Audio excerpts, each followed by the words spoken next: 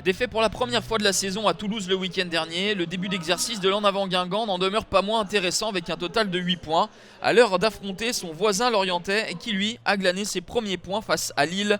Lors de la dernière journée, Sylvain Ripoll avait effectué des choix tactiques et des choix d'hommes également, ce qui s'est avéré payant puisque le Comte avait gardé sa cage inviolée pour la première fois depuis le début du championnat.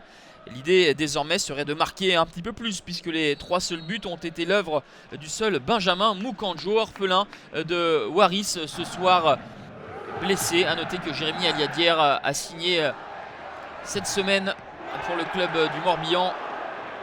Une première opportunité pour les Guingampais avec ce ballon détourné par Sloan Priva qui n'attrape pas le cadre de Lecomte. Mais globalement, dans ce début de rencontre, ce sont les Guingampais qui se montrent les plus entreprenants. Une frappe lointaine de Diallo, mais pas grand chose dans ce derby relativement fermé et équilibré qui s'achève sur ce score nul et vierge à la pause. Les Guingampais ont été un petit peu plus fringants en début de rencontre avant que les Merlus réagissent dans le dernier quart d'heure. Les occasions ne pleuvent pas, mais du rythme tout de même et des intentions sont allouées de part et d'autre.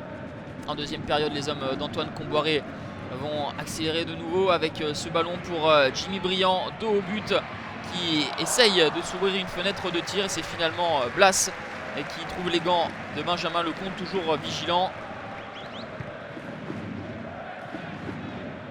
Briand s'était défait au préalable de Wemba. Un coup dur pour les Lorientais avec cette blessure de Kofi et l'entrée de Selemani. Selemani qui, quelques instants après son entrée, va être coupable de cette faute sur Fernando Marsal. Le virevoltant latéral brésilien de l'En Avant Guingamp, toujours aussi intéressant. Et Jimmy Briand ne tremble pas pour tromper Benjamin Lecomte à la 64e minute. Ça fait 1-0 pour l'En Avant, à la plus grande joie du stade Roudourou. L'absence de Siani, le replacement de Morera dans l'axe et la blessure de Kofi, autant d'éléments qui ont contribué à semer le trouble dans la défense de Ripoll.